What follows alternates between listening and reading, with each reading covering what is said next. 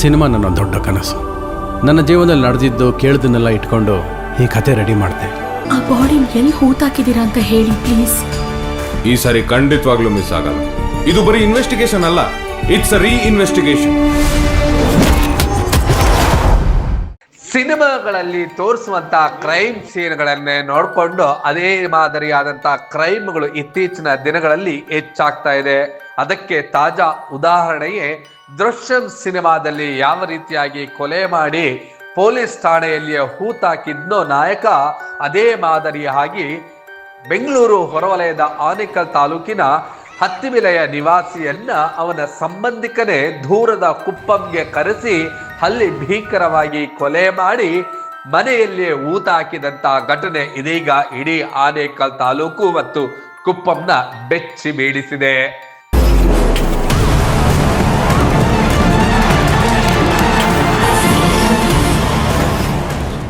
₹40 lakh double ಮಾಡ್ಕೊಡ್ತೀನಿ ಕೊಡು ಅಂತ ಹೇಳಿ ತನ್ನ ಸ್ವಂತ ಅಣ್ಣನ ಮಗನಿಂದಲೇ ಪಡೆದಿದ್ದಂತ ಚಿಕ್ಕಪ್ಪನೇ ಈಗ ಅವನ ಪಾಲಿಗೆ ಯಮನಾಗಿದ್ದಾನೆ.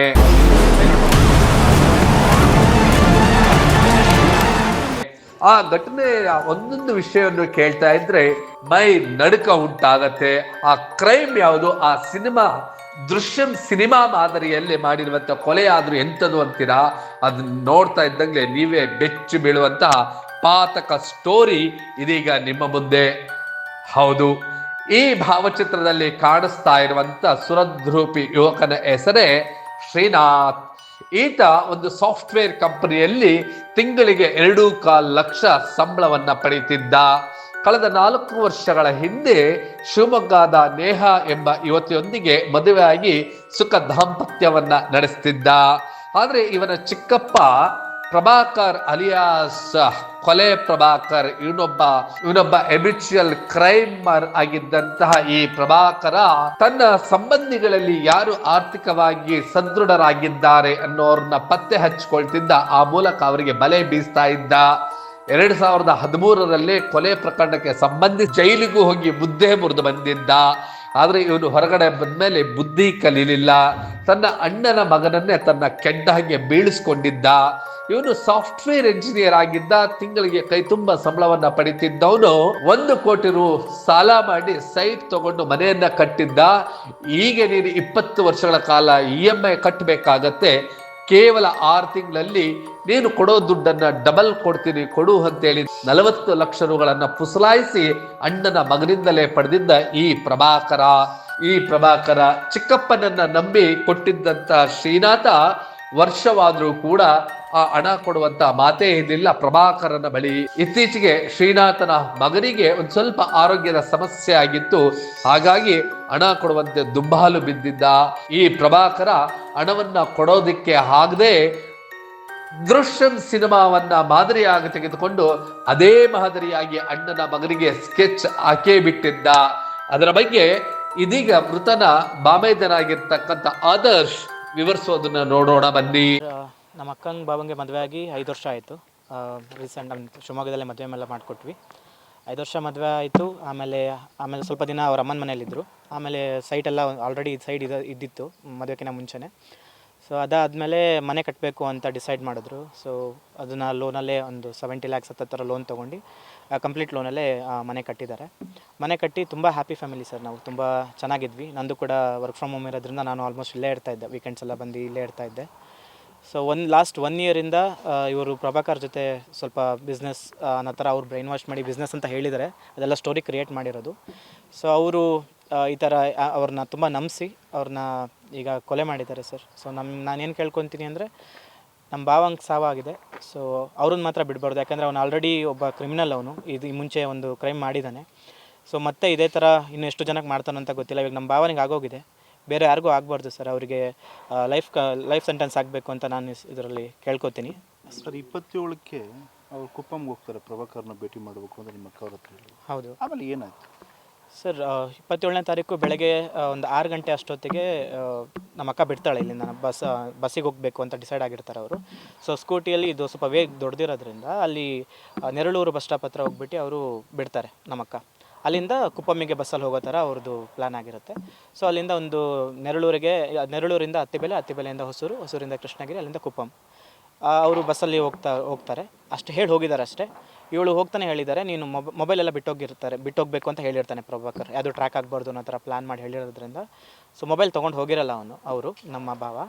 ಅದಾದಮೇಲೆ ಇವಳು ಹೇಳಿರ್ತಾಳೆ, ನೀನು ಎಲ್ಲರೂ ಮೊಬೈಲ್ ತೊಗೊಂಡು ಹೋಗಿದ್ಯಾ ಹೋಗು, ಬಟ್ ನನಗೆ ಅಲ್ಲಿ ಏನಾಗುತ್ತೆ, ನೀನು ಒಂದಿನ ಆಗತ್ತೆ ಅಂದರೂ ಕೂಡ ನನಗೆ ಕಾಲ್ ಮಾಡಿ ಹೇಳಬೇಕು, ನೀನು ನಾನು ಬರೋದು ಲೇಟ್ ಆಗುತ್ತೆ, 2 ದಿನ ಆಗುತ್ತೆ, 3 ದಿನ ಆಗುತ್ತೆ ಅಂತ ಹೇಳೋಗು ಅನ್ನೋ ಥರ ಹೇಳಿರ್ತಾರೆ.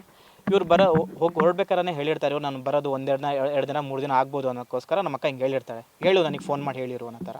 ಸೊ ಅದು ಯಾವಾಗ ಸಂಜೆ ಆದರೂ ಬಂದಿಲ್ಲ, ಇವಳಿಗೆ ಸ್ವಲ್ಪ ಗಾಬರಿ ಆಗಿಬಿಟ್ಟು ನಮ್ಮಮ್ಮನ ಊರಿಂದ ಕರ್ಸ್ಕೊತಾಳೆ. ಒಂದು ದಿನ ಆದಮೇಲೆ ಇಲ್ಲಿ ಸ್ವಲ್ಪ ಕತ್ಲಿರೋದ್ರಿಂದ ಸ್ವಲ್ಪ ಹೆದರಿಕೆ ಆಗೋದ್ರಿಂದ ಮನೇಲಿ ಒಬ್ಬರು ಇರಬೇಕು ಅನ್ನೋ ಥರ. ನಮ್ಮದು ಶಿವಮೊಗ್ಗದಿಂದ ನಮ್ಮ ಅಮ್ಮನ ಕರ್ಸ್ಕೊಂಡು ಇಲ್ಲಿ ಇಟ್ಕೊಂಡಿರ್ತಾಳೆ.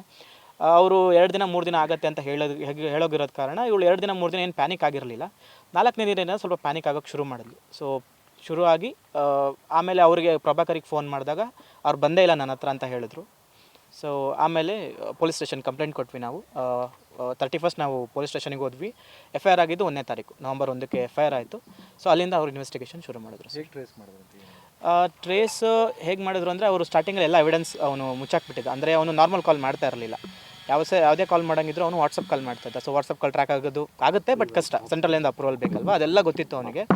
ಸೊ ನಾರ್ಮಲ್ ಕಾಲ್ ಮಾಡ್ತಾ ಇರಲಿಲ್ಲ ಅವನು, ವಾಟ್ಸಪ್ ಕಾಲ್ ಮಾಡ್ತಾಯಿದ್ದ. ಮತ್ತು ಮೊಬೈಲ್ ಕೂಡ ಮನೆಯಲ್ಲೇ ಬಿಟ್ಟಿರೋದ್ರಿಂದ ಅವ್ರ ಲೊಕೇಶನ್ ಕೂಡ ಟ್ರ್ಯಾಕ್ ಆಗಲ್ಲ ಅಲ್ವಾ ಸರ್. ಸೊ ಹಾಗಾಗಿ ಅವನೇನು ಮಾಡ್ದ, ಅವರು ಫಸ್ಟಿಗೆ ಏನು ಮಾಡಿದ್ರು, ನಾವು ಕಂಪ್ಲೀಟಾಗಿ 100% CC ಕ್ಯಾಮ್ರಾ ಆಧಾರಿತವಾಗಿ ಹೋದ್ವಿ. ನೆರಳೂರಲ್ಲಿ ನೋಡಿದ್ವಿ, ಅಲ್ಲಿಂದ ಅತ್ತಿಬೆಲೆಯಲ್ಲಿ ನೋಡಿದ್ವಿ, ಅಲ್ಲಿಂದ ಹೊಸೂರಲ್ಲಿ ನೋಡಿದ್ವಿ. ಅಲ್ಲಿ ತನಕ ಇತ್ತು. ಹೊಸೂರಲ್ಲಿ ನಮಗೆ ಕಾಣಲಿಲ್ಲ. ಅಂದರೆ ಅಲ್ಲಿಂದ ಹೆಂಗೆ ಹೋದ್ರು ಅನ್ನೋದು ಸ್ವಲ್ಪ ಡೌಟ್ ಇತ್ತು. ಯಾಕಂದರೆ CC ಕ್ಯಾಮ್ರಾದಲ್ಲಿ ಒಂದು 32 CC ಕ್ಯಾಮ್ರಾ ಇದ್ದರೆ ಅಲ್ಲಿ 3 CC ಕ್ಯಾಮ್ರಾ ಮಾತ್ರ ವರ್ಕ್ ಆಗ್ತಿತ್ತು. ಸೊ ಹೌದು, ಅಕ್ಟೋಬರ್ 27ನೇ ತಾರೀಕು ದುಡ್ಡು ಕೊಡ್ತೀನಿ ಬಾ ಅಂತೇಳಿ ಕುಪ್ಪಂಗೆ ಕರ್ಸ್ಕೊಂಡಿದ್ದಂತ ಪ್ರಭಾಕರ ಕುಡಿಯುವ ತಂಪು ಪಾನೀಯದಲ್ಲಿ ಮತ್ತು ಬರುವಂತ ಔಷಧವನ್ನ ಹಾಕಿ ಕುಡಿಸಿ ಅವನಿಗೆ ಮತ್ತು ಬಂದ ನಂತರ ತಲೆಗೆ ಸುತ್ತಿಗೆಯಿಂದ ಮತ್ತು ಕಲ್ಲಿನಿಂದ ಹೊಡೆದು ಕೊಲೆ ಮಾಡಿ ಭೀಕರವಾಗಿ ಈ ಒಂದು ನಿರ್ಮಾಣ ಹಂತದ ಮನೆಯಲ್ಲೇ ಹೂತಾಕಿದ್ದ. ಆನಂತರ ತನಗೇನು ಗೊತ್ತೇ ಇಲ್ಲದಂತಿದ್ದ. ಆದ್ರೆ ಶ್ರೀನಾಥ ಮನೆಯಿಂದ ಹೋಗ್ಬೇಕಾದ್ರೆ ಹೆಂಡತಿ ನೇಹಾಗೆ 4 ದಿನಗಳಲ್ಲಿ ನಾನು ವಾಪಸ್ ಬರ್ತೇನೆ, ಪ್ರಭಾಕರ್ ಚಿಕ್ಕಪ್ಪ ಹತ್ರ ಹೋಗ್ತಿದ್ದೇನೆ ಅಂತ ಹೇಳಿದ್ದ. ಅತಿ ಹೆಚ್ಚಾಗಿ ಅಣ್ಣನನ್ನ ನಂಬಿದ್ದಂತಹ ಪ್ರಭಾಕರನೇ ಕೊಳ್ಳಿ ಇಟ್ಟಿದ್ದ ಶ್ರೀನಾಥನ ಬದುಕಿಗೆ. 4 ದಿನವಾದ್ರೂ ಯಾವಾಗ ಶ್ರೀನಾಥ್ ವಾಪಸ್ ಬರೋದಿಲ್ಲ, ಪತ್ನಿ ನೇಹಾ ಕುಪ್ಪಂಗೆ ಹುಡುಕೊಂಡೋಗಿ ಪ್ರಭಾಕರನ್ಗೆ ಫೋನ್ ಮಾಡಿದ್ರೆ ನಿನ್ನ ಗಂಡ ಬಂದೇ ಇಲ್ಲ, ಅವನು ಯಾವುದೋ ಹಣ ಕೊಟ್ಟೇ ಇಲ್ಲ ಎನ್ನುವ ಮಾತುಗಳನ್ನಾಡಿದ್ದಾನೆ. ಕೂಡಲೇ ಆ ಕುಪ್ಪಂನ ಠಾಣೆಗೆ ಹೋಗಿ ದೂರು ಕೊಟ್ಟರೆ ಅಲ್ಲಿ ದೂರು ತೆಗೆದುಕೊಳ್ಳಿಲ್ಲ, ಬದಲಿಗೆ ನೀವು ಅತ್ತಿಬೆಲೆಯಲ್ಲೇ ಇರೋದ್ರಿಂದ ಅತ್ತಿಬೆಲೆ ಠಾಣೆಗೆ ಕೊಡಿ ಅಂತಂದ್ರು. ಆ ಅತ್ತಿಬೆಲೆ ಠಾಣೆಗೆ ಬಂದು ದೂರನ್ನ ಕೊಟ್ಟರು. ಪ್ರಭಾಕರ ನನ್ನ ಬಳಿ ಶ್ರೀನಾಥ ಬಂದೇ ಇಲ್ಲ ಅಂತ ಹೇಳಿ ವಾದ ಮಾಡಿದ. ಅವನನ್ನ ಕರೆಸಿ ಪೊಲೀಸ್ನವರು ಅವರ ಭಾಷೆಯಲ್ಲೇ ಕೇಳಿದ್ರು ಕೂಡ ಅವನು ಬಾಯಿ ಬಿಡ್ಲೇ ಇಲ್ಲ. ಆನಂತರ ಪ್ರಭಾಕರನ ಕಾಲ್ ಲಿಸ್ಟ್ ಅಂದ್ರೆ ಟೆಕ್ನಿಕಲ್ ಎವಿಡೆನ್ಸ್ ಅನ್ನ ಕಲೆ ಹಾಕೋದಿಕ್ಕೆ ಅತ್ತಿಬೆಲೆಯ ಪೊಲೀಸ್ ಇನ್ಸ್ಪೆಕ್ಟರ್ ರಾಘವೇಂದ್ರ ಮುಂದಾಗ್ತಾರೆ. ಆನಂತರ ಕ್ರೈಮ್ ಟೀಮ್ ಕೂಡ ಆಕ್ಟಿವ್ ಆಗುತ್ತೆ. 1 ವಾರ ಆದ್ರೂ ಕೂಡ ಇವನು ಬಾಯಿ ಬಿಡೋದೇ ಇಲ್ಲ. ಆದ್ರೆ ಟೆಕ್ನಿಕಲ್ ಎವಿಡೆನ್ಸ್ ಆಗಿ ಮೊಬೈಲ್ ಕರೆಗಳನ್ನ ಕಲೆ ಹಾಕಿದಾಗ ಅದರಲ್ಲಿ 10 ದಿನದಿಂದ 1 ಕಾಲು ಮಾಡದಂತಹ ಜಗದೀಶನನ್ನ ಪತ್ತೆ ಹಚ್ಚಿದ್ರು. ಅದಕ್ಕೆ ಮೊದಲು 1 ತಿಂಗಳ ಕಾಲ ಇವರಿಬ್ರು ಕೂಡ ಎಬಿಚುಯಲ್ ಆಗಿದ್ದರಿಂದ ಜೈಲಿನಲ್ಲಿ ಒಡನಾಟ ಇತ್ತು. ಇವರಿಬ್ರು ಸಂಭಾಷಣೆಗಳು ದೀರ್ಘವಾಗಿದ್ದವು. ಅವನನ್ನ ಕರೆಸಿ ಜಗದೀಶನನ್ನ ಕರೆಸಿ ರಿಪೇರಿ ಮಾಡಿದಾಗ ಜಗದೀಶ ಬಾಯಿ ಬಿಟ್ಟಿದ್ದ. ಆದ್ರೆ ಪ್ರಭಾಕರ ಮಾತ್ರ ಇದನ್ನ ಸುತರಾಂ ಒಪ್ಕೊಳ್ತಿರ್ಲಿಲ್ಲ. ಆ ಒಂದು ಘಟನೆಯ ಬಗ್ಗೆ ಬಾಮೈದ ಆದರ್ಶ್ ಆ ಒಂದು ಮಾತನ್ನ ಮುಂದುವರಿಸಿದ್ದು ಹೀಗೆ. ಅಂದರೆ ಅಲ್ಲಿಂದ ಹೆಂಗೆ ಹೋದ್ರು ಅನ್ನೋದು ಸ್ವಲ್ಪ ಡೌಟ್ ಇತ್ತು. ಯಾಕಂದರೆ CC ಕ್ಯಾಮ್ರಾದಲ್ಲಿ ಒಂದು 32 CC ಕ್ಯಾಮ್ರಾ ಇದ್ದರೆ ಅಲ್ಲಿ 3 CC ಕ್ಯಾಮ್ರಾ ಮಾತ್ರ ವರ್ಕ್ ಆಗ್ತಿತ್ತು. ಸೊ ಅವರಿಗೆ ಪೊಲೀಸರಿಗೆ ಅಲ್ಲೂ ಗೊತ್ತಾಗಿರಲಿಲ್ಲ. ಬಟ್ ನಾವು ನಮ್ಮ ಕಡೆಯಿಂದ ನಮ್ಮ ಮನೆ ಕಡೆಯಿಂದ ನಾವು ಸ್ವಲ್ಪ ಇನ್ವೆಸ್ಟಿಗೇಷನ್ ಶುರು ಮಾಡಿದ್ವಿ. ಅಂದರೆ ನಾವು ಕುತ್ಕೊಂಡು ಅವ್ರ ಫೋನ್ ಯಾರ್ಯಾರಿಗೆ ಹೋಗಿದೆ ಅದೆಲ್ಲ ನಾವು ನೋಡ್ತಾ ಬಂದಾಗ ನಮಗೆ ಸ್ಟಾರ್ಟಿಂಗಲ್ಲಿ ಒಂದು 3 ಹೆಸರು ಬಂತು. ಅಂದರೆ ಪ್ರಭಾಕರ್ಗೆ ಯಾರು ಕಾಂಟ್ಯಾಕ್ಟ್ ಇದ್ದಾರೆ, ಅವ್ರು ವಾಟ್ಸಪ್ ಅಂದರೆ ಇನ್ಸ್ಟಾಗ್ರಾಮಲ್ಲಿ ಯಾರು ಫ್ರೆಂಡ್ ಇದ್ದಾರೆ, ಆ ಥರ ಎಲ್ಲ ನಮಗೂ 1-2 ಹೆಸರು ಬಂದಿತ್ತು. ನಾವು ಅದನ್ನೆಲ್ಲ ಹೇಳಿದ್ವಿ. ಅವ್ರ ಕಡೆಯೂ ಅದನ್ನೇ ಶುರು ಮಾಡಿದ್ರು ಅವರು. ಫಸ್ಟಿಗೆ ಪ್ರಭಾಕರ್ ಹತ್ರ ಒಂದೇ ನಂಬರ್ ಇತ್ತು ಅಂತ ಅಂದ್ಕೊಂಡ್ರು. ಆಮೇಲೆ ನಾವು ಹೇಳಿದ್ವಿ 3 ಫೋನ್ ಇದೆ ಅವ್ರ ಹತ್ರ, ಸೊ ನೀವು ಏನಾದ್ರು ಮಾಡಿದ್ರು ಕೂಡ ಅವ್ನು ಬಾಯಿ ಬಿಡಲ್ಲ ಸರ್, ಅವನು ಆ ಥರ ಫಿಕ್ಸ್ ಆಗಿ ಬಂದಿದ್ದ ಅವನು. ಸೊ ಆಮೇಲೆ ಮಿಸ್ಸಿಂಗ್ 3 ಸರಿ ಕುಪ್ಪಮ್ಮಿಗೆ ಹೋಗಿ ಬಂದಿದ್ದಾರೆ ಇವರು. ಸೊ ನಾವು 3 ಡೇಟು ನನಗೆ ಕ್ಲೀನಾಗಿ ನೆನಪಿತ್ತು. ನಾವು ಇನ್ಸ್ಪೆಕ್ಟ್ರಿಗೆ ಹೇಳಿದ್ದೆ. ಸೊ ಅವ್ರೇನು ಮಾಡಿದ್ರು, ಆ ಹಿಂದ್ಗಡೆ ಮುಂದ್ಗಡೆ ಅವ್ನು ಯಾರಾದ್ರು ಮಾತಾಡಿದಾನ ಪ್ರಭಾಕರ್ ಅನ್ನೋನು ಯಾರ ಹತ್ರನಾದ್ರು ಮಾತಾಡಿದಾನ ಆ ಥರ ನೋಡ್ತಾ ಹೋದರು. ಆವಾಗ ಒಂದು ಅವ್ರಿಗೆ ಕಾಮನ್ ಹೆಸರು ಬಂತು, ಅವರಿಗೆ ಜಗದೀಶ್ ಅಂತ ಒಂದು ಕಾಮನ್ ಹೆಸರು ಬಂತು, ಮತ್ತು ಇನ್ನೊಂದೇನೋ ಹೆಸರು ಬಂತು. ಸೊ ಅವ್ನು ಕೊನೆಗೂ ಬಾಯ್ಬಿಟ್ಟಿಲ್ಲ, ಬಟ್ ಜಗದೀಶ್ ಬಾಯ್ಬಿಟ್ಟ. ಹೊಡೆದ ಕೂಡಲೇ ಒಂದೇ ದಿನಕ್ಕೆ ಅವ್ನು ಬಾಯ್ಬಿಟ್ಟ. ಸೊ ಆ ಥರ ಟ್ರ್ಯಾಕ್ ಆಯ್ತು ಇದು, ಅಂದರೆ ಫೋನ್ ಕಾಲ್ ಮುಖಾಂತರನೇ ಟ್ರ್ಯಾಕ್ ಆಯಿತು, ಬಟ್ ಇವನಿಂದ ಟ್ರ್ಯಾಕ್ ಆಗಿಲ್ಲ, ಪ್ರಭಾಕರ್ ಮುಖಾಂತರ ಟ್ರ್ಯಾಕ್ ಆಗಿಲ್ಲ. ಜಗದೀಶ್ ಏನಿದೆ ಅವನು ಕಾಮನ್ ಇದ್ದ ಕಾಲ್ ಇರಲಿಲ್ಲ. ಶ್ರೀನಾಥ್ ಅವ್ರನ್ನ ಕೊಲೆ ಮಾಡಲಿಕ್ಕೆ 3 ತಿಂಗಳಿಂದನೇ ಪ್ಲಾನ್ ಮಾಡ್ಕೊಂಡಿದ್ರು. 16, 18 ಈಗ ನೀವು ಹೇಳ್ತೀರಾ, ಆ ಡೇಟಲ್ಲಿ ಸಕ್ಸಸ್ ಆಗಲಿಲ್ಲ. ಫೈನಲಿ 27. ಹೌದು, ನಿಜನಾ ಅದು? ಹೌದು ಸರ್. ಆದರೆ ಇವ್ರಿಗೆ ಗೊತ್ತಿರಲಿಲ್ಲ ಅದು ಕೊಲೆನೇ ಆಗತ್ತೆ ಅಂತ ಗೊತ್ತಿರಲಿಲ್ಲ. ಇವರು 16ನೇ ತಾರೀಕು ಹೋಗ್ಬಿಟ್ಟು ಏನು ಮಾಡಿದ್ದಾರೆ, ಮೊಬೈಲ್ ತೊಗೊಂಡು ಹೋಗಿರಲಿಲ್ಲ 16ನೇ ತಾರೀಕು ಕೂಡ. ಅಂದರೆ ಅವ್ನು ಹಂಗೆ ಬರಬೇಕು ಅಂತ ಹೇಳಿರ್ತಾನೆ, ಕ್ಯಾಪ್ ಹಾಕೊಂಡು ಬರಬೇಕಂತ ಹೇಳಿರ್ತಾನೆ, ಮೊಬೈಲ್ ತೊಗೊಂಡು ಬರಬಾರ್ದು ಅಂತ ಹೇಳಿರ್ತಾನೆ. ಸೊ ಹಂಗೆ ಹೋಗ್ಬಿಟ್ಟು ನೋಡ್ತಾರೆ, ಅಲ್ಲಿ ಆಗಿರಲ್ಲ ಅವರಿಗೆ. ಮೇ ಬಿ ಇನ್ಸ್ಪೆಕ್ಟರ್ ಹೇಳೋ ಪ್ರಕಾರ ಅಲ್ಲಿ ಅವ್ರಿಗೆ ಸಕ್ಸಸ್ ಆಗಿರಲ್ಲ, ಯಾಕಂದರೆ ಜನ ಓಡಾಡ್ತಿರ್ತಾರೆ ಅನ್ನೋ ಥರ ಅವ್ರು ಏನು ಮಾಡಿರ್ತಾರೆ, ಸಕ್ಸಸ್ ಆಗಿರಲ್ಲ. ಇವರು ಒಂದು ಅಂದರೆ ಬೆಳಗಿನ ಜಾವ 6 ಗಂಟೆಗೆ ಇಲ್ಲಿ ಬಿಡೋದು, 10 ಗಂಟೆಗೆಲ್ಲ ಕುಪ್ಪಮ್ಗೆ ಹೋಗ್ಬಿಟ್ಟಿರ್ತಾರೆ, ರೀಚ್ ಆಗಿರ್ತಾರೆ.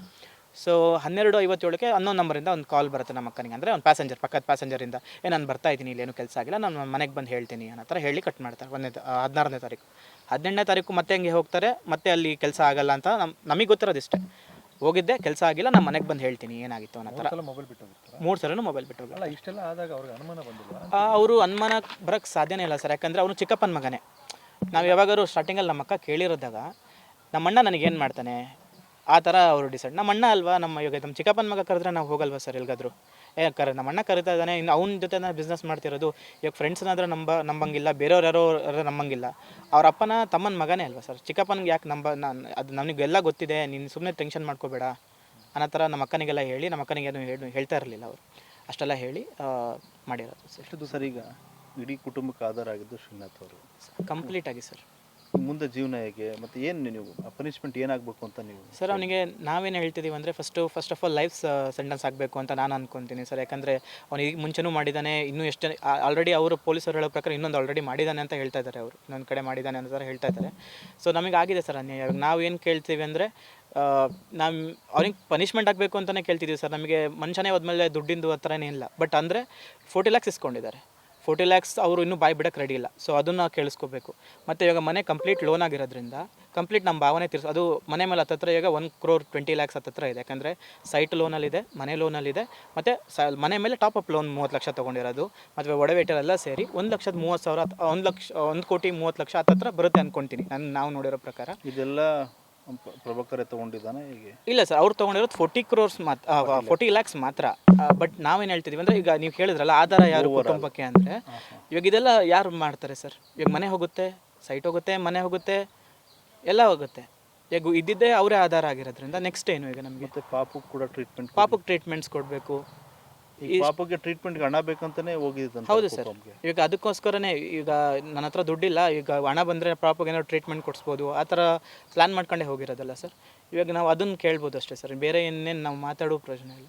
ಮೇ ಬಿ ಅಲ್ಲಿ ಹೋಗಿ ಅವರು ಪ್ರಭಾಕರ್ನ ಹಣ ಕೇಳಿದಾಗ ಆತ ಇಲ್ಲ ಸರ್, ಅವರು ಸ್ಟಾರ್ಟಿಂಗ್ ಅವ್ರು ಹೇಳೋ ಪ್ರಕಾರ, ಪೊಲೀಸವ್ರು ಹೇಳೋ ಪ್ರಕಾರ ಅವ್ರು ಸ್ಟಾರ್ಟಿಂಗಲ್ಲೇ ಡಿಸೈಡ್ ಮಾಡಿಬಿಟ್ಟಿದ್ರು, ಇವನ ಹತ್ರ ಹಣ ಕೇಳಬೇಕು, ಕೊನೆಗೆ ಇದನ್ನು ಮಾಡಬೇಕು ಅನ್ನೋದೇ ಅವ್ರು ಡಿಸೈಡ್ ಆಗಿಬಿಟ್ಟಿದ್ರು. ಇವರೇನೋ ಕೇಳಿ, ಇವರೇನೋ ಫೋರ್ಸ್ ಮಾಡಿ ಕೇಳಿ ಅವರು ಹೊಡೆದು ಸಾಯಿಸೋ ಥರ ಅಲ್ಲ ಇದು. ಇವ್ರು ತೊಗೊಂಡು ಮರ್ಡರ್ ಮಾಡಬೇಕು, ದುಡ್ಡು ತೊಗೊಂಡು ಮರ್ಡರ್ ಮಾಡೋ ಕಾನ್ಸೆಪ್ಟೇ ಅವ್ನು ಇದುವರೆಗೂ ಇದ್ದಿದ್ದು. ಹಂಗಾಗಿದ್ದು ಕೆಲವು ಸರ್, ಅವ್ನು 1 crore ಮನೆ ಕಟ್ಟಿರೋದಾಗಿರಲಿ, ಅವ್ನು ಮಾಡಿರೋದಾಗಿರಲಿ, ಏನಾಗಿರೋದು. ಶ್ರೀನಾಥ್ ಜೊತೆ ಫೋನ್ ಸಂಪರ್ಕ ಇರಲಿಲ್ಲ, ಬರೀ ಸ್ಟೇಟಸ್ ಆ ಥರದ್ದೇನು? ಹೌದು. ಅಂದರೆ ಈಗ ನಾನು ಹೇಳ್ದೆ ಅಲ್ಲ ಸರ್, ಕುಪ್ಪಮ್ಮಿಗೆ 3 ಡೇಟಲ್ಲಿ ಹೋಗಿದ್ರು ಅಂತ ಹೇಳ್ಬಿಟ್ಟು. ಹೇಗೆ ಹೋಗ್ತಾರೆ ಅಂದರೆ, ಒಂದು ಸಂಜೆ 7 ಗಂಟೆಯಿಂದ 8 ಗಂಟೆ ತನಕ ಸಂಜೆ ಒಂದು ವಾಟ್ಸಪ್ಪಲ್ಲಿ ಒಂದು ಸ್ಟೇಟಸ್ ಹಾಕ್ತಾರೆ ದೇವ್ರದ್ದು. ಆ ಸ್ಟೇಟಸ್ ಹಾಕಿದ ಕೂಡಲೇ ಏನು ಮಾಡಬೇಕು ಅವರು, ನೆಕ್ಸ್ಟ್ ಡೇ ಮಾರ್ನಿಂಗ್ ಹೋಗ್ಬೇಕಾಗತ್ತೆ ಕುಪ್ಪಮ್ಮ. ದೇವ್ರದ್ದು ಸ್ಟೇಟಸ್ ಹಾಕಿದ್ರೆ, ಯಾವುದೋ ಒಂದು ಸ್ಟೇಟಸ್ ಪ್ರಭಾಕರ್ ಹಾಕಿದ್ರೆ, ಪ್ರಭಾಕರು ಒಂದು ಸಂಜೆ ಆಗ್ತಾನೆ. ಅದು ನನ್ನ ಬಿಸ್ನೆಸ್ ಏನಂತ ನನಗೆ ಕರೆಕ್ಟಾಗಿ ಗೊತ್ತಿಲ್ಲದಿರೋ, ನನಗೆ ಹೇಳಕ್ಕೆ ಗೊತ್ತಾಗಲ್ಲ, ಕರೆಕ್ಟಾಗಿ ಹೇಳೋಕ್ಕಾಗಲ್ಲ. ಬಟ್ ಏನೋ ಒಂದು ಸ್ಟೇಟಸ್ ಹಾಕ್ತಾನೆ, ಆ ಸ್ಟೇಟಸ್ ಹಾಕ್ಕೊಳ್ಳೆ ಕುಪ್ಪಮ್ಮಿಗೆ ಹೋಗಬೇಕು. ಅಲ್ಲೇನೋ ಅವರು ಅಲ್ಲಿ ಅವಾಗ ದುಡ್ಡು ಬರುತ್ತೆ, ನೆಕ್ಸ್ಟ್ ದಿನ ಬಾ, ನೀನು ದುಡ್ಡು ಬರುತ್ತೋ ಇಲ್ವೋ ನೋಡೋಣ, ದುಡ್ಡು ಬಂದರೆ ತೊಗೊಂಡು ಬರಂತೆ, ಆ ಥರ ಕಾನ್ಸೆಪ್ಟ್ ಮೇಲೆ ಏನೋ ಇದೆ ಇದು. ಸೊ ಕೊನೆಗೆ ಜಗದೀಶ ಮತ್ತು ಪ್ರಭಾಕರ ಸತ್ಯವನ್ನ ಬಾಯ್ಬಿಟ್ರು. ನಂತರ ಹೋಗಿ ಕುಪ್ಪಂನ ನಿರ್ಮಾಣ ಹಂತದ ಮನೆ ಒಳಗಡೆ ಅಗದಾಗ ಶ್ರೀನಾಥ ಶವವಾಗಿ ಸಿಕ್ಕಿದ್ದ. ಇವರ ಆಕ್ರಂದನ ಮುಗಿಲು ಬಿಟ್ಟಿತ್ತು. ಈಗ ಇಡೀ ಕುಟುಂಬಕ್ಕೆ ಆಧಾರ ಸ್ತಂಭವಾಗಿದ್ದಂತಹ ಶ್ರೀನಾಥನನ್ನ ಕಳ್ಕೊಂಡಂತಹ ಪತ್ನಿ ಮತ್ತು ಅತ್ತೆ ಮಾವ ಅವರ ಸಂಬಂಧಿಕರ ಆಕ್ರಂದನ ಮುಗಿಲು ಬಿಟ್ಟಿದ ಆ ಎಲ್ಲ ದೃಶ್ಯಗಳನ್ನ ನೋಡೋಣ ಬನ್ನಿ. ಈಗ ಮೃತನ ಮಾವ ಇವನಿಗೆ ಕಠಿಣ ಶಿಕ್ಷೆ ಆಗಬೇಕು, ಇವನಿಗೆ ಮರಣದಂಡನೆ ಆಗಬೇಕು ಅಂತೇಳಿ ಪೊಲೀಸರನ್ನ ಆಗ್ರಹಿಸ್ತಾ ಇದ್ದಾರೆ. ಸರ್ ಅವನಿಗೆ ಗಲ್ಲಿಗೆ ಎಸ್ಬೇಕು ಸರ್. ಅವನಿಗೆ ಗಲ್ಲಿಗೇರಿಸಿದ ಯಾವುದೇ ಕಾರಣಕ್ಕೂ ಇದಿಲ್ಲ ಸರ್. ಹಿಂದೆ ಭಾಳ ಕ್ರಿಮಿನಲ್ ಕೆಲಸಗಳಿದ್ದಲ್ಲಿ ತೊಡಗ್ಯಾನ ಸರ್ ಅವನು. ಏನೇನು ಮಾಡಿದ್ದ ಹಿಂದೆ ಎಲ್ಲ? ಸರ್ ಹಿಂದೆ ಅವನು ಒಂದು ಮರ್ಡ್ರಲ್ಲಿ ಇನ್ವಾಲ್ವ್ ಆಗಿದ್ದ ಸರ್. ಅವನಿಗೆ 8 ವರ್ಷ ಜೈಲಾಗಿತ್ತು. 2.5 ವರ್ಷ ಆಯಿತು ಬಿಡುಗಡೆ ಆಗಿ ಅವನಿಗೆ. ಆದರೂ ಸಹ ಅವನು ಏನು ವರ್ಕ್ ಮಾಡ್ತಿದ್ದಿಲ್ಲ. ಕೋಟಿಗಟ್ಟಲೆ ಮನೆ ಮಾಡಿ ದುಡ್ಡು ಮಾಡ್ಯಾನ ಸರ್ ಅವನಿಗೆ. ಅದು ಹೇಗೆ ಮಾಡ್ದ ನಮಗೂ ಗೊತ್ತಿಲ್ಲ ಸರ್. ಅದು ಇನ್ವೆಸ್ಟಿಗೇಷನ್ನು ಅಥವಾ CBIನವರೇ ಕಂಡುಹಿಡಬೇಕು. ಅವನಿಗೆ ಮರಣದಂಡ ಆಗಬೇಕು ಸರ್. ಕೈ ಮುಗಿದು ಕೊಡ್ತೀನಿ ಸರ್ ನಿಮ್ಮೆಲ್ಲರಿಗೂ. ಮರಣದಂಡ ಆಗಲಿಬೇಕು ಸರ್ ಅವನಿಗೆ. ನಿಮ್ಮ ಕುಟುಂಬಕ್ಕೆ ಆಧಾರ ಯಾರಿಲ್ಲ ಸರ್. ನನಗೆ 3,400 ರೂಪಾಯಿ ಬರುತ್ತೆ ಸರ್ ಪೆನ್ಷನ್ನು. ನನ್ನ ಮಗಳಿಗೆ ಇಲ್ಲ ಸರ್. ಒಂದು ಸಣ್ಣ ಪಾಪಕ್ಕೆ ಹುಷಾರಿಲ್ಲ ಸರ್. ಅವ್ರ ಟ್ರೀಟ್ಮೆಂಟ್ಗೆ 10 ಲಕ್ಷ ಬೇಕು ಸರ್ ನನಗೆ. ನಾನು ಅದಕ್ಕೋಸ್ಕರ ನಮ್ಮ ಹಳ್ಳಿಗೆ ಇಲ್ಲಿ ಕೊಟ್ಟು 40 ಲಕ್ಷ ತರಕ್ಕೆ ಹೋಗಿ ನಾನು ಮರ್ಡ್ರ್ ಹೋಗ್ಬಿಟ್ರು ಸರ್. 40 ಲಕ್ಷ ಕೊಟ್ಟೆ ಸರ್ ನಮ್ಮ ಪ್ರಭಾಕರನಿಗೆ. ಕ್ಯಾಶ್ ಕೊಟ್ಟೇನು ಸರ್. ಅದೇ ರೆಕಾರ್ಡ್ ಇಲ್ಲ ಸರ್ ನಮ್ಮ ಹತ್ರ. ಯಾರಿಗೋಗಿ ಹೇಳೋಣ, ಚೆಕ್ಕು ಇಲ್ಲ ಏನಿಲ್ಲ. ಹಂಗೆ ಕೊಟ್ಟು ಅಣ್ಣ ಅಣ್ಣ ಅಣ್ಣ ಅಣ್ಣ ಅಂತ ಕೊಟ್ಟು ಅವ್ನು ಭಾಳ ಇದು ಮಾಡಿಬಿಡ್ಯಾನ ಸರ್. ಅವ್ನಿಗೆ ಮರಣದಂಡ ಆಗ್ಬೇಕು ಸರ್. ಸರ್ ಸಂಬಂಧಿ ಆಗ್ಬೇಕು. ಆರೋಪಿ ಪ್ರಭಾಕರ್ ಅವರ ಚಿಕ್ಕಪ್ಪನ ಮಗ ಸರ್, ಅಣ್ಣ. ಅದನ್ನ ನಂಬಿ ಹೋಗಿರೋದು. ಅದನ್ನು ಸರ್ ನಮ್ಮ ಅಣ್ಣಕ್ಕಿಂತ ನನಗೆ ಯಾರು ಇಲ್ಲ. ನಮ್ಮ ಅಣ್ಣ ಭಾಳ ಪ್ರೀತಿ ನನಗೆ. ಭಾಳ ಅಂದ್ರೆ ಅಣ್ಣ ಅಂದ್ರೆ ಪ್ರಾಣ ಅಂತ ಅವರು ನನ್ನ ಮಗಳಿಗೂ ಯಾವುದು ಹೇಳಿಲ್ಲ ಸರ್. ನಾನು ಕಷ್ಟಪಟ್ಟು ಮದುವೆ ಮಾಡಿಕೊಟ್ಟೆ ಸರ್. ಅಷ್ಟೇ ಒಳ್ಳೇನು ಸರ್ ನನ್ನ ಅಳಿಯ. ಭಾಳ ಒಳ್ಳೇನು ಸರ್. 100ಕ್ಕೆ 101 ಕೊಡ್ತೀನಿ ಸರ್ ಅವ್ನಿಗೆ ಪರ್ಸೆಂಟೇಜು. ಈಗ ಅಣ್ಣ ಪ್ರಾಣ ಕೊಡುವಂಥ ಅಣ್ಣನೇ ಪ್ರಾಣ ತೆಗೆದಿದ್ದಾನಲ್ಲ, ಅವ್ನಿಗೆ ಮರಣದಂಡ ಆಗ್ಬೇಕು ಸರ್. ಬಿಡಬಾರ್ದು ಸರ್ ಅವ್ನಿಗೆ. ಈಗಲೂ ಹಿಂಗೆ ಬಿಡಬಾರ್ದು ಸರ್ ಅವನಿಗೆ. ಇನ್ನೊಬ್ಬ ಜಗದೀಶ್ ಅನ್ನೋನು ಜೈಲಲ್ಲಿ ಪರಿಚಯ ಆಗಿದ್ದ. ಜೈಲಲ್ಲಿ ಪರಿಚಯ ಆಗಿದೆ ಸರ್ ಅವನು. ಅವರು ಗೊತ್ತಿಲ್ಲ ಸರ್ ನಮಗೆ. ಇನ್ಸ್ಪೆಕ್ಟರ್ ಹೇಳಿದ ಪ್ರಕಾರ ಜೈಲಲ್ಲಿ ಪರಿಚಯ ಆಗಿ ಇಬ್ಬರು ಮೀಗಲಾಗಿ ಇಬ್ಬರು. ಅವನು ಹೇಳಿದ ಪ್ರಕಾರ ಪ್ರಭಾಕರ್ ನಾನು ಇಬ್ಬರು ಸಾಯಿಸಿದ್ವಿ. ಏನೋ ಒಂದು ಡ್ರಿಂಕ್ಸಲ್ಲಿ ಏನೋ ಯಾವುದೋ ಗೊತ್ತಿಲ್ಲ, ಅದರೊಳಗೆ ಒಂದು ಇದಾಕಿ ನಾವು ಸಾಯಿಸ್ತೀವಿ ಅನ್ನೋ ಒಂದು ಇನ್ಸ್ಪೆಕ್ಟರ್ ಹೇಳಿದ್ದು ಅಷ್ಟು ಹೇಳಿದ್ವಿ ಸರ್. ಡ್ರಿಂಕ್ಸಲ್ಲಿ ಏನೋ ಮಿಕ್ಸ್ ಮಾಡಿಬಿಟ್ಟು ಏನೋ ಡ್ರಿಂಕ್ಸು ಅಥವಾ ಫುಡ್ಡಲ್ಲೂ ಗೊತ್ತಿಲ್ಲ ಸರ್. ಅದು ಇನ್ಸ್ಪೆಕ್ಟರ್ ಹೇಳಿದ ಪ್ರಕಾರ ಅಷ್ಟು ಸರ್ ಮಾಡಿ ಅವನಿಗೆ ಸ್ಲೀಪಿಂಗ್ ಇದು ಮಾಡಿ ಆಮೇಲೆ ಹ್ಯಾಮರಲ್ಲಿ ಹೊಡೆದ್ರು ಸರ್. ನಿಮ್ಮ ಅಳಿಯನಿಗೆ ಸ್ವಲ್ಪ ಕೂಡ ಅದು ಕ್ಲೂ ಸಿಗ್ಲಿಲ್ವಾ ಈ ಥರ ಕೊಲೆ? ಸರ್ ಅಣ್ಣ ನನ್ನಣ್ಣಕ್ಕಿಂತ ಯಾರು ಇಲ್ಲ. ನಿಮ್ಮ ತಮ್ಮನ ಕರೆದ್ರೆ ಹೋಗಲ್ವಾ ನೀನು? ನನ್ನ ಮಗ ಕರೆದ್ರೆ ಅವ್ರ ಅಕ್ಕನಿಗೆ ಅವ್ರ ಮಿಸ್ಸಸ್ಗೆ ಹೇಳೋದು, ನಿಮ್ಮ ತಮ್ಮ ಹೇಳಿದ್ರೆ ಹೋಗಲ್ವಾ? ನಿಮ್ಮ ತಮ್ಮನ ನಂಬಲ್ವಾ ನೀನು? ಹಂಗೆ ನಮ್ಮಣ್ಣ ಅಂತಂದೇ ಸತ್ಬಿಟ್ಟ ಸರ್. 40 ಲಕ್ಷ ಕೊಟ್ಟೇನು ಸರ್ ಅವ್ರಿಗೆ. ಇನ್ನು ಮಗಳು ಟ್ರೀಟ್ಮೆಂಟು ಪಾಪು ಟ್ರೀಟ್ಮೆಂಟ್ ಬೇಕು ಸರ್. ನನಗೆ ದುಡ್ಡು ಕೇಳೋದು, ನನ್ನ ಹಳ್ಳಿನ ಪ್ರಾಣ ಕೇಳೋದು ಬರೋಕ್ಕೆ ಸಾಧ್ಯ ಇಲ್ಲ ಸರ್. ಅವನಂತೂ ಉಳಿಬಾರ್ದು ಸರ್. ನನ್ನ ಮಗಳಿಗೆ ಒಂದು ಆಧಾರವಾಗಿ ಏನಾರು ಒಂದು ಸರ್ ಅವರು ಕಡೆಯಿಂದನೇ ರಿಕವರಿ ಮಾಡಿಕೊಡ್ಸಕ್ಕೆ ಹೇಳಿ ಸರ್ ದಯವಿಟ್ಟು ಸರ್. ನಿಮ್ಮ ಹೆಸರು? ಸರ್ ನನ್ನ ಹೆಸರು ಪ್ರಾಣೇಶ್ ಅಂತ ಸರ್.